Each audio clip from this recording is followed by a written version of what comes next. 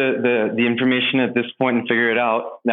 I guess, like you said, the answers for a data driven investor such as yourselves might be different than the answers for a retail investor, may be different from the answers to a creator and what they're looking for. And I guess that's what will drive it. Yeah. But maybe I want to take a step in another direction for a second. And one of the, I guess, things that is also talked a lot about in relation to crypto and especially in relation to Bitcoin to start, and I guess there's two parts to this. One is energy consumption and overall energy consumption and the impact it's having. And is this the right direction in a world where everyone is, getting concerned about different things? We seem to be blind to it in many other areas, but it's a topic that comes up here. That's, let's say, pure energy consumption. And then the second topic, which is not about energy per se, but I think often gets lumped into that conversation, is gas fees that get related to a lot of these transactions. They are related, how do you think about these things? How do they play out over time? Will they cause issues? Do they settle down? How does it work? Yes. Okay. So from the highest view, I'm a big fan of, and this may be very contentious, but just so you know where I'm coming from, I don't think humanity goes forward by trying to restrict energy usage. I'm a big fan of, I'd like us to move up the Kardashev scale. I think the history of our innovation requires more and more energy. And so when someone comes along and says Bitcoin uses a lot of energy, I don't think that's a bad thing. You said that's where we need to be. Now, let's use more and more energy for various things that have really high value to us. Now, that's only half of the equation. We need to have sustainable energy. We need to not burn the planet. All of those things that I think responsible people will agree to. So that's beyond my pay grade and my expertise.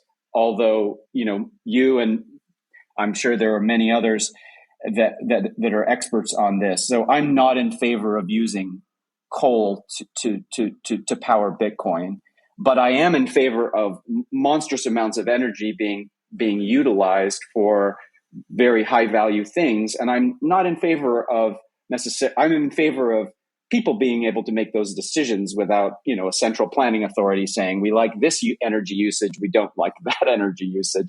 And I'm also in favor of energy production, I should say, that is as sustainable as possible. So I realize those things are a little bit in conflict, but I just wanted to say that to start. Now, Bitcoin does I should say, utilize a fair amount of energy. The amount that is used is in direct relationship to its certainty of settlement, its security. And so if you want permissionless, decentralized security, it has to come from somewhere. That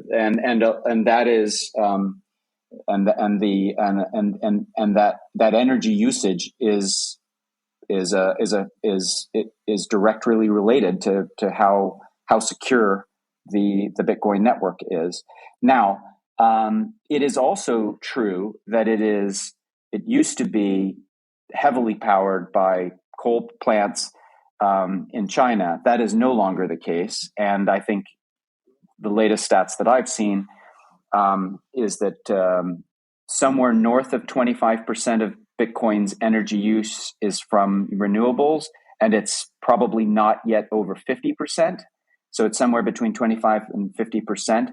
And that is a multiple of higher in terms of the percentage that's from renewables of the economy overall. So that's trending in the right direction.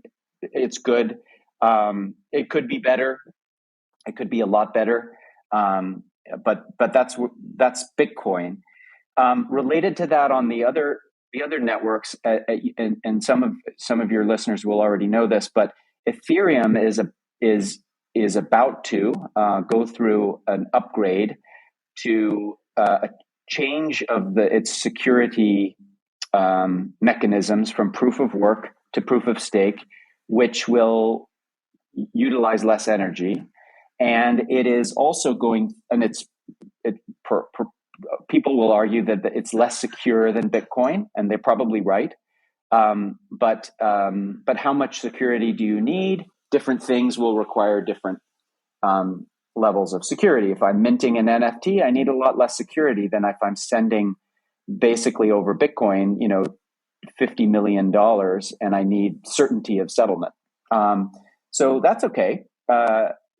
And then related to the gas fees, there are a number of improvements to ETH layer 2 solutions, as you mentioned, and also competitive smart contract networks like Solana and others that should over time reduce the transaction costs, the gas fees. So I think we're in a situation where we've got an imbalance of supply and demand for the computing platform. But there's some innovations, some competition, and some probably evening out of that supply demand that means that gas fees probably come down, I would guess. So